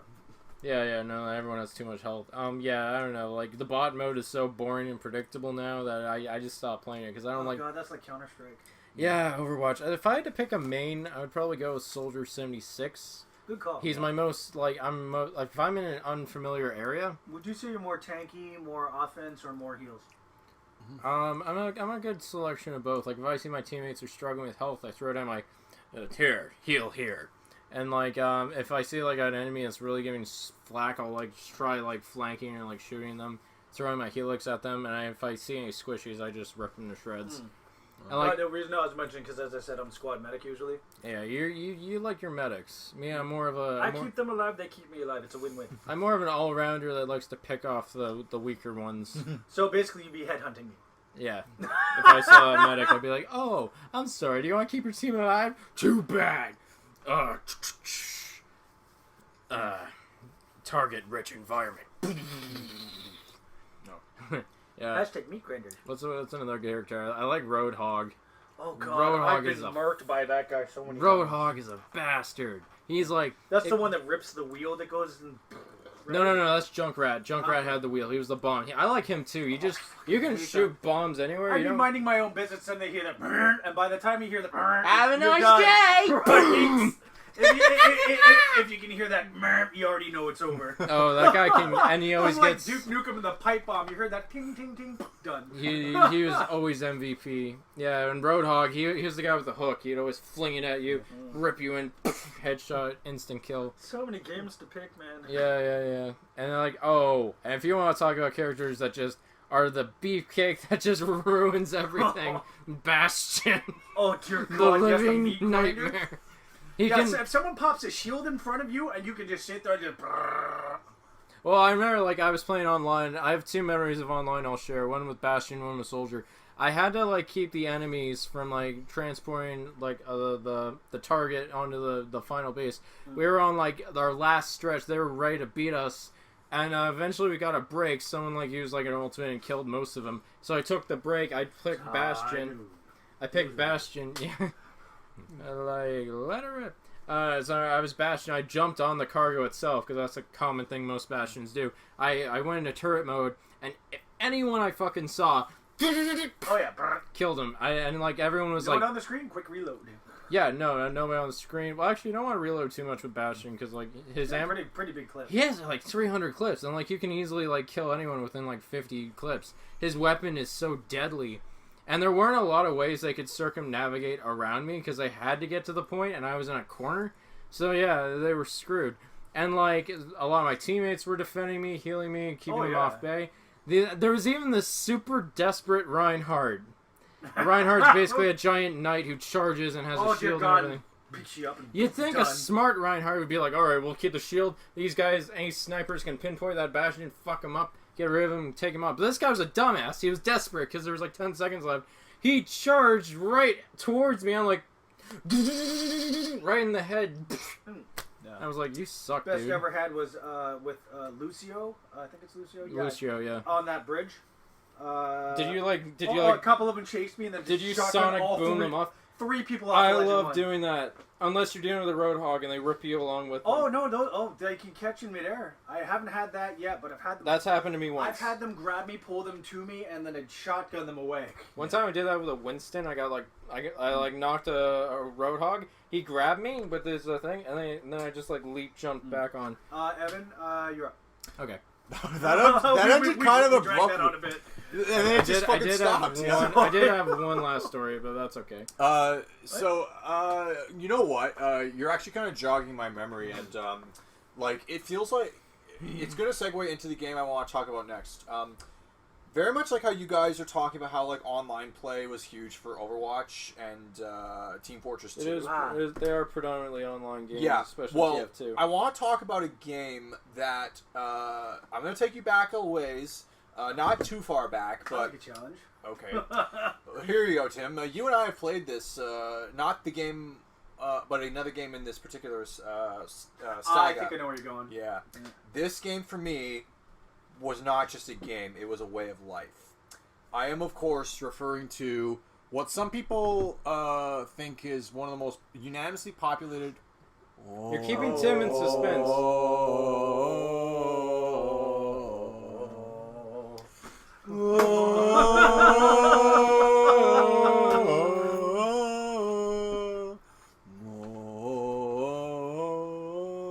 Oh, you're talking about Skyrim. Yes. No, Halo. Specifically Halo 3. Well, hello. Hello, hello, hello, Okay. hello. Okay, so Halo 3 was just a quick recap on how I got into the Halo series. My brother and I played the first Halo at a friend's house one fateful New Year's Eve, and then we begged our dad to buy us an Xbox for a whole year, and then the next Christmas he relented and got us one. We played the first Halo. First Halo game is a classic, great multiplayer maps. Although until the lost a little bit sometimes. until the PC game came along, the multiplayer wasn't online. Halo 2, still a good game. I had my moments with it, and then Halo 3. But I got Halo 2. The Xbox Live hookup came the same year in my house. In my house, the Xbox Live hookup came the same year that Halo 3 was released. So in the early days of 2007, my brother and I got Xbox Live, and we wanted to get ready and warm up for what was going to be Halo 3. So we played Halo 2 for quite a bit on Xbox Live. When Halo 3 came out, it was a way of life, like, just from that point on. And what happened was, the story mode, honestly, what they were building up to with that cliffhanger on... Tim, you remember how Halo 2 ends? Where Master Chief wanted to finish the fight, and then Bungie made us wait, like, 3 fucking years. Yep. So, the ending that they were saving was kind of underwhelming, like, in terms of the story, but the multiplayer game more than made up for it. Like, you could have so many different armor perks. That was the thing.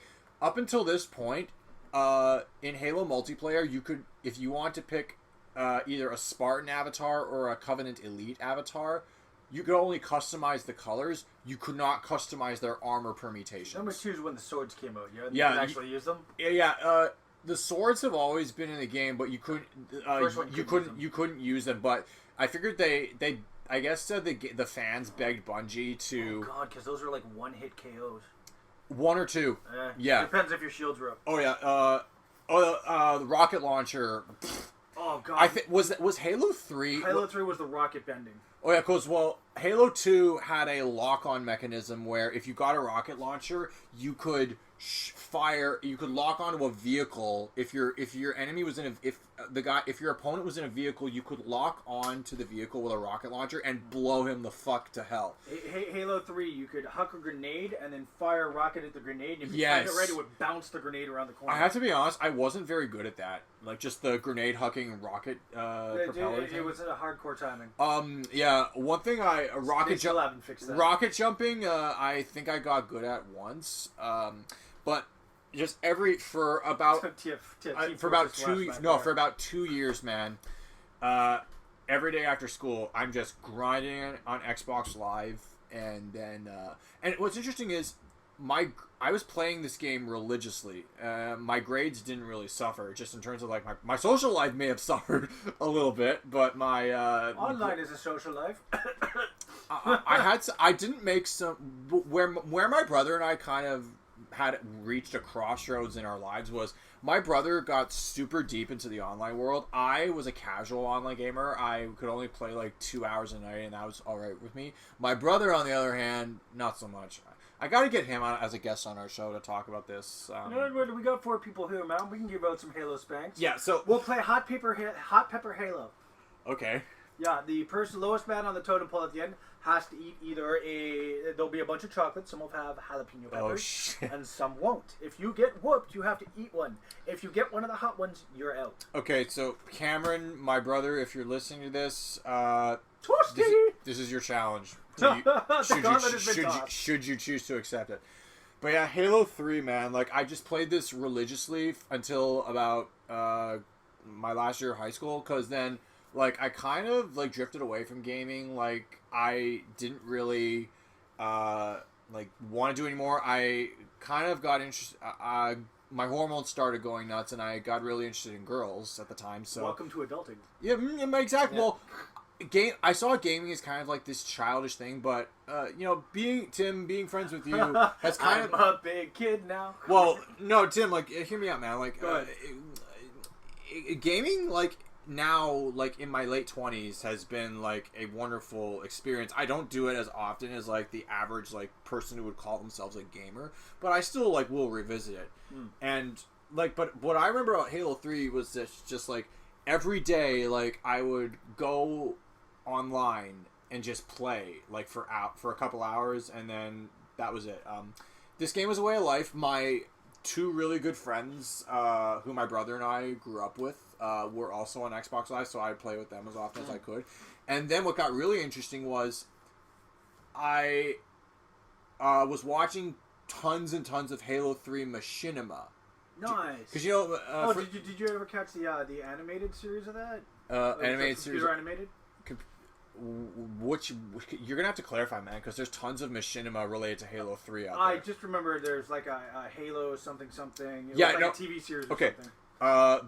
The production company Rooster Teeth created Red vs. Blue. Oh god, I remember that. Red vs. Blue. Yeah. Red vs. Blue kind of jump started the whole machinima phenomenon, because it never occurred to gamers that a cinematic experience could come from a game map. And Rooster Teeth delivered us that with the first 2 Halo games, and then later Halo 3. But then I remember watching Red vs. Blue and having it be the funniest thing ever. And then there was this YouTuber who went by the name Digital Fear. This was like when YouTube had baby pictures. So back in the day, people rarely ever went by their first names on YouTube or their biological names. They created usernames for YouTube accounts, and you can still do that to this day. But I know nothing of these usernames of which you speak. But yeah, so the username, I remember my first username on YouTube was HaloCom320. It's long extinct. You'll never find it.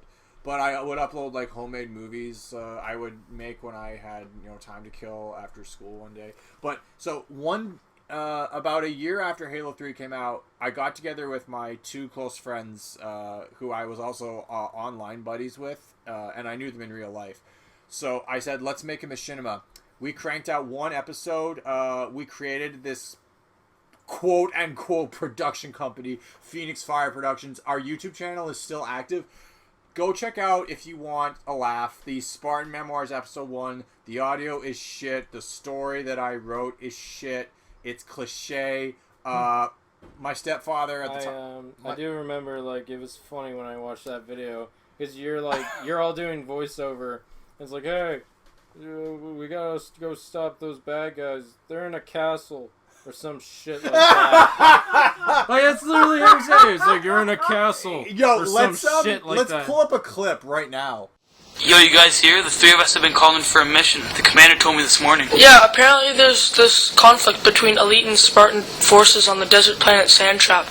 I think there's a temple or some shit like that. I don't know. Really? Seriously, the stakes are pretty high. We gotta take out one of the major general elites or something. Whoa, man.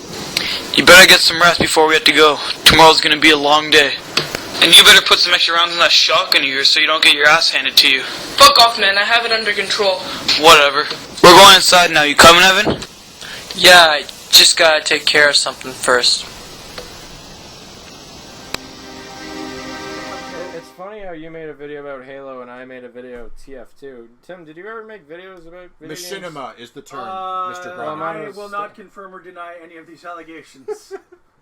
You don't want to talk about your history with machinima? I had one video that I'd put up on YouTube. I can't even remember if it's still up, but I believe I was meant to you guys when I played Battletoads. I ended up having those joysticks where the A button was the thumb and the B button was the trigger, and I ended up doing both speed bikes. Like both players, speed bikes by myself. Well, I didn't have friends. I had to play with myself. Well, making machinima Has anything changed? I love myself today, not like What's yesterday. interesting is Gonna be okay. my experiences with machinima kind of like wanted me to learn more about it. It inspired me to learn more about filmmaking because when I wrote a script for this episode, I had no clue how to write a script. I just wrote lines of dialogue and then nothing else. No scene descriptions. There was a lengthy monologue in that too. For the most part, for the most part, when I was gaming and stuff like that, it didn't even occur to me. I was just out there to dispense some spanks. Okay, so, but here's the thing: like Halo, it was a way of life. That's just playing it every day after school. If I had to pick a favorite multiplayer map, I would have to say it was. I think Blackout, or Blackout was the remake of Lockout from Halo 2. It was just crazy. My favorite armor permutation, I think, was EVA. That's where you have like the Daft Punk like bubble. Remember the Daft Punk bubble helmet? Yeah, I really like the EVA armor, and the Hayabusa armor was the armor that makes you look like Shredder. Didn't see that one. It was the most overused armor in the whole game, and everyone was using it. Like right after they to get that armor, you have to beat the game on Legendary. Oh, and by the way, Cameron, if you're listening, yes, I have beaten all 3 of the Halo games on Legendary. Sorry. Yeah. Sorry. So it's okay. Because my brother does. I keep telling my brother that I've beaten all 3 of the Halo games, or the first 3 Halo games on Legendary, and he just doesn't. He can't believe it. I think we got halfway through so far. We're still working on that. Yeah, no. Tim and I are playing co-op mode, and we're halfway through the first game. We'll get there eventually. Oh yeah. Gaming nights for future reference, okay, buddy. But yeah, so I can dig it. Anyways, let's wrap up Halo 3. It was a way of life.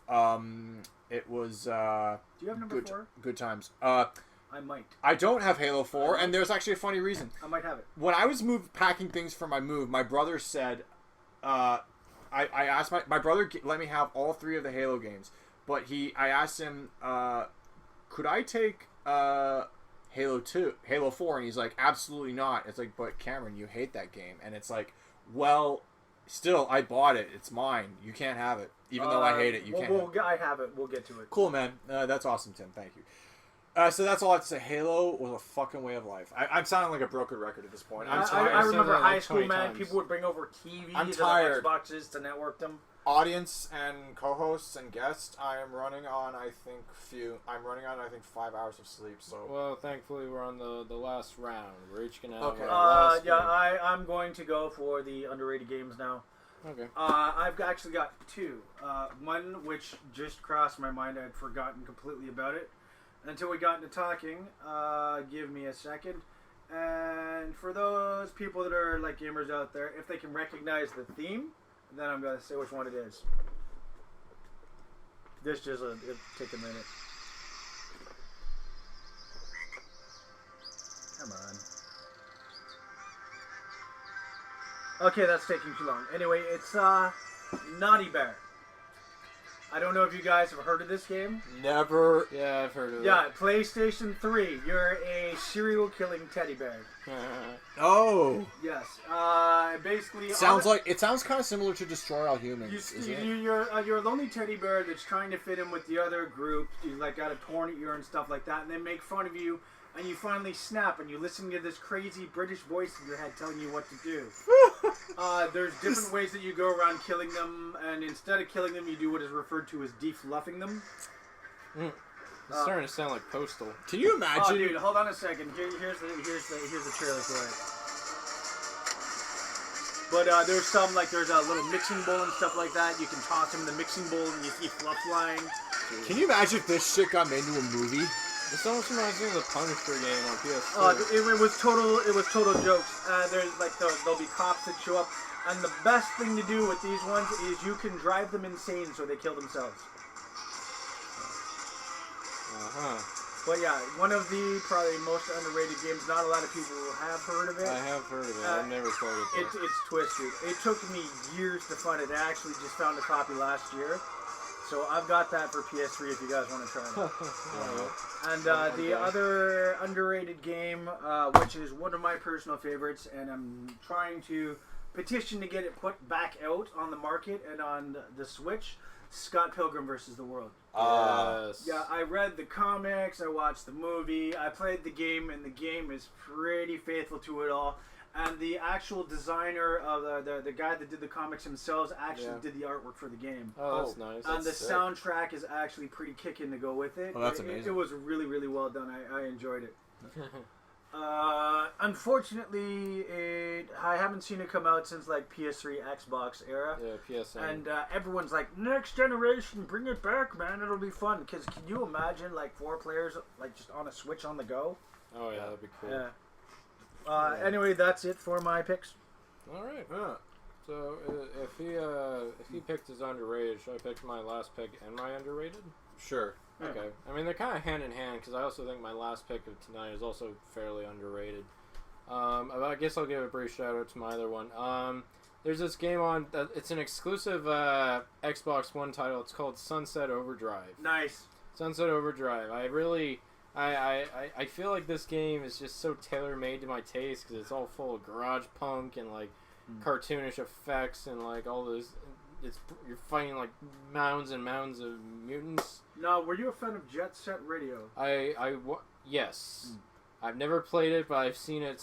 I've always seen like the gameplay and the soundtrack and all that. And that game looks right up my alley too. It's just on Dreamcast, and I don't have one. It's actually came out for PS3 as well. I have a copy. Oh, okay. Well, I'll definitely have to give it a try then. Can do. But actually Jet Set Radio is a lot like Sunset Overdrive because you can grind on virtually any surface, you can bounce on anything. Yeah. It has a great transportation system. I think it kind of set the benchmark for like the new Spider-Man game because they were both made by Insomniac. Because like in the 2018 Spider-Man game moves and works a lot like Sunset Overdrive. Yeah, that's just a very underrated game in my opinion. I wish it was more successful because I really would have loved to have played more of it. But yeah, my last game for tonight is a game that I personally feel is like completely up my alley, right up there with probably one of the greatest games I've ever played. I played very, very recently, and that would be Earthbound. I laugh because that was my high school. Wow. You played that in high school? Oh, yeah. Oh, man. My favorite piece of music from that game is the Tucson No, the two. Oh, boy meets girl.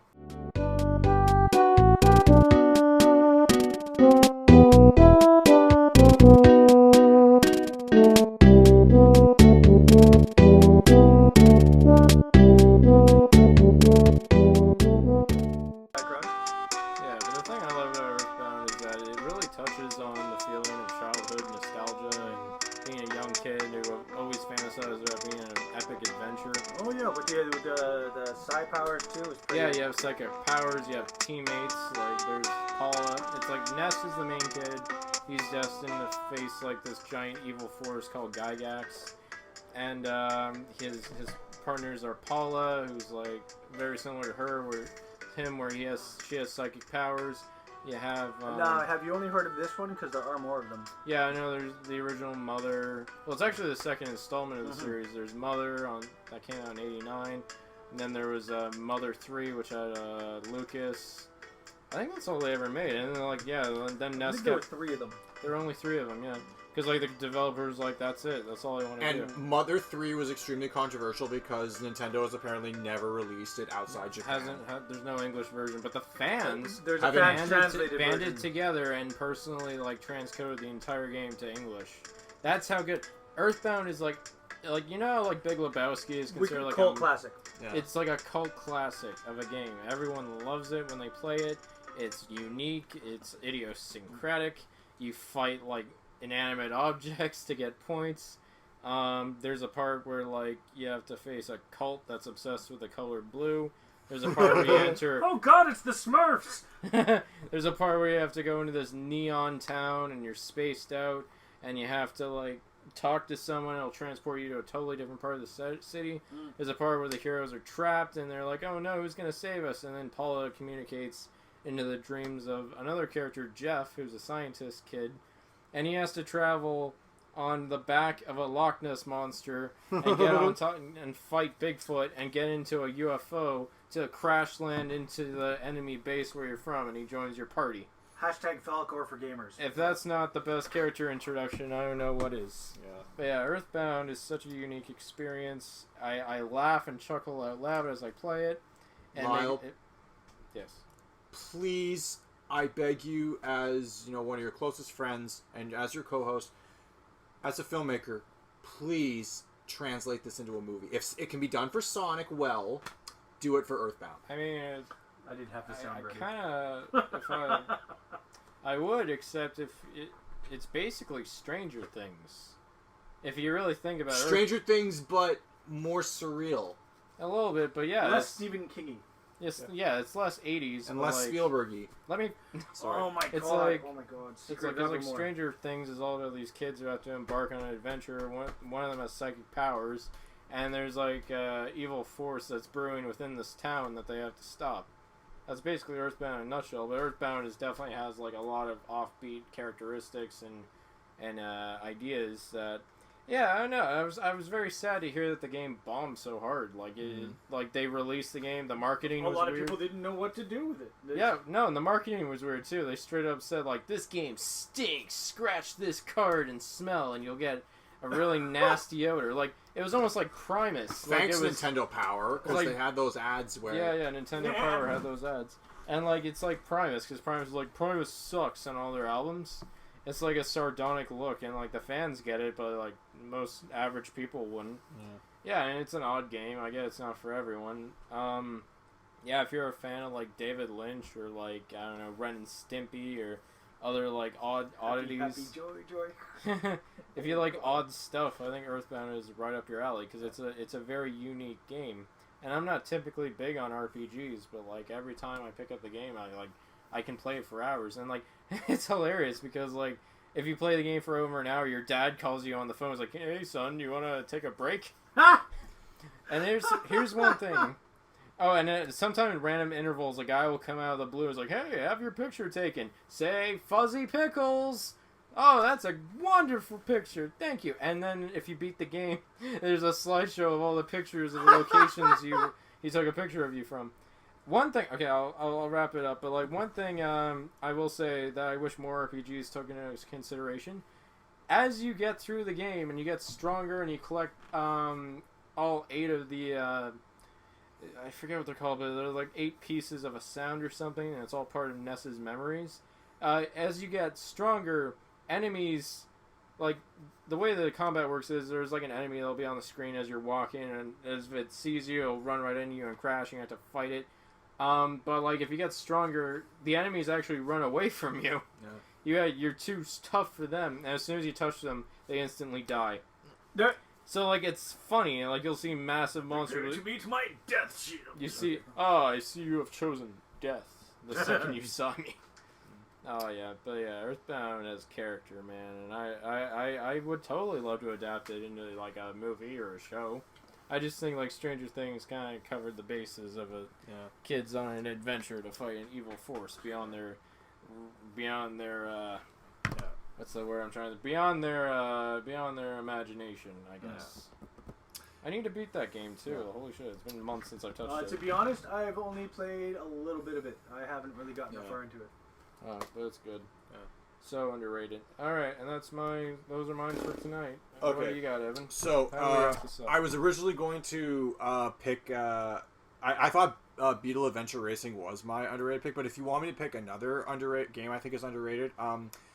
I played a lot of the 3D Sonic games when I was in high school, and from what I understand, one of my favorite Sonic games is Sonic Heroes, and from what I understand, it also doesn't have a very good rap, because it came out in the wake of Sonic Adventure 2 Battle, which is a classic with the fans to this day. But here's the thing, that wasn't the Sonic game I was exposed to Sonic with. Sonic Heroes was. So, and I did play Sonic Adventure 2 Battle years later, but... it didn't have the same feel to me. It didn't pull me in the way Sonic Heroes did. So, this is a game I think is underrated. I got this. Yeah. Sonic Heroes is a fun game, and that's really all I have to say about it. It's fun. The final Eggman battle is super hard, though. My favorite musical track in the whole game is Casino Park. Killer track. My favorite Sonic track was actually Ice Cap Zone, Sonic 3. Okay, nice. So that's a game I think is underrated. The last game I want to talk about is a game that all three of us have played. I would not call this game underrated in the slightest. It's not underrated at all. You're going to introduce it. I'm going to introduce it. It has been described as the Citizen Kane of video games. What Citizen Kane was to movies, this is to video games. In my mind, it's very difficult to talk about this game without saying things that haven't been said a million times. I think I know where it's going. It has to do with the joke we started this episode on, The Legend of Zelda: Ocarina of Time. I'm sorry, I'm a little slow on the draw. Hold on. Okay, moments. Wait for it. Houston. Okay, so, what can I possibly say? Did it. What can I possibly say about... Shut up. Navi, go away. Stop interrupting. Fuck that thing. You guys are worse than the fucking game feature. Worse than the Goman. Okay, so the three of us have all played this game. We've all had different experiences with it. It's very difficult to talk about this game without saying what has already been said about it a million times before. I put you to the grindstone with this one. Yeah, you did. So here's the thing. Ocarina of Time was the first game I owned on the N64, and I initially had no idea how to play it or where to go. You're just this Peter Pan-looking kid running around the Lost Woods. And my dad said, you have to find the sword and you have to find the shield. Because my dad had apparently read the instruction manual, and because my dad is a huge fantasy nut, he actually picked it up and played it, and he beat the first boss before my brother and I did. So... that's the one time my dad ever gamed, and then he never gamed again. So my dad my dad said, look for the sword and find the shield, and then the game just took off from there. In my mind, it is the perfect allegory of starting out as a child and then growing up into an adult and having the world be turned upside down. Your challenges are harder. The world is a very sickly, dark place. Everything is I like how it went dark. Yeah, well, it's diseased, but you can partially restore like what has been damaged. But there is a dastardly villain who tricked you as a child into doing his bidding, and he fucks up the whole world as a result of yours and Princess Zelda's naivety, and you have to basically right all that wrong. That's the game. How epic of an experience can you describe this game? So, my favorite temple, I'm going to say, is a spirit temple. Did I send you through Majora's Mask yet? Not yet. Let me give some context to what Tim is talking about. A little while ago, Tim, I had never owned a 3DS, but Tim had a spare 3DS lying around. I've got two. And he loaned me his 3DS, and he challenged me beat Ocarina of Time, the Master Quest version or the regular N64 version. I don't care which one. Just beat it 100% completion. And I tell you, this was the first time I had ever played Ocarina of Time in any of its formats on 100% completion. I never 100% completed it on the N64. But, man, having to grind through this game, it was just a time and a half. Wasn't the fishing I heard was the fishing almost made me give up because the fish you have to catch as an adult to get the golden scale is impossible. Not impossible. Oh my god, improbable. Yeah.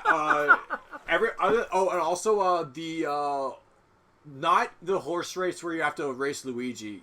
Wink, wink. Because you know how the ranch owners are basically clones of Mario and Luigi. So basically, I'd say more Waluigi.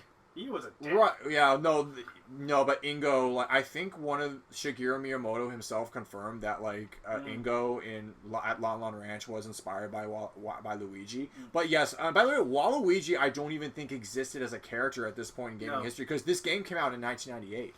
So no, I think he was late Mario Party. Yeah, Waluigi, he came out I think tail end of the 90s, early 2000s. I don't know because the Super Mario 2 for Game Boy had Mario in it. We're gonna do something different on the show. Fans, write in the comments where was Waluigi from because at this point we don't have time to fact check. We need to get to the bottom of this. Yeah, so it is so important. Yeah, so basically, now. I just love this game. I can replay it once every couple of years or once a year and not get tired of it.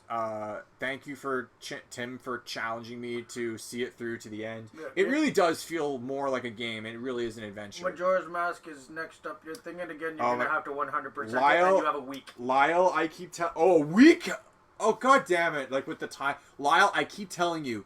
I feel like if you played Majora's Mask, you will really love it because it's just such a game that has so much in common with your personality. I'll drop the gauntlet for either one of you. I got two systems, man. I don't know. I just feel like it's frustrating because you have to keep within repeating. A time. Yeah, that's the thing that got me. And don't get me wrong, I'm usually cool for time travel, but you lose stuff. I haven't really gotten Majora's Mask is one of the ones I haven't gotten into.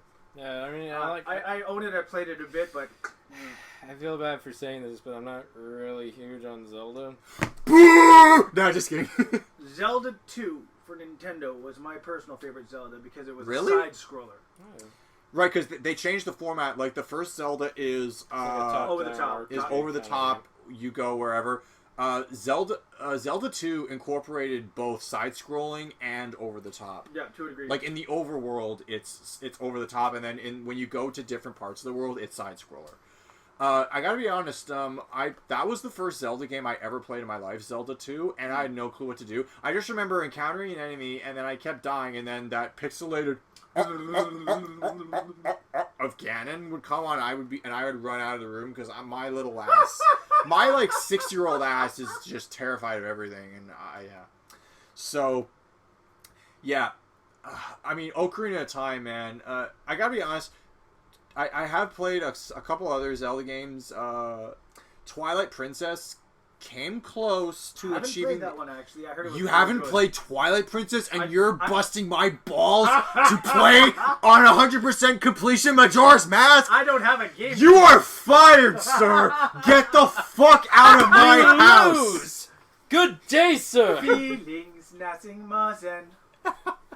Can you feel the love? Okay. No.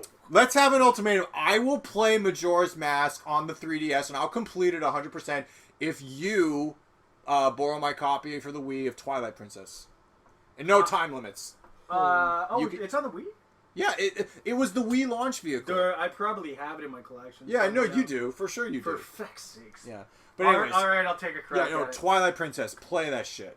But what the point I was trying to make with Twilight Princess is it may have come close to being what Ocarina of Time was, and it's a great game, but Ocarina of Time still has a charm that Twilight Princess just barely missed its mark on. Twilight Princess was a bit overkill. Yeah, that's the one you warp and you go a wolf or something?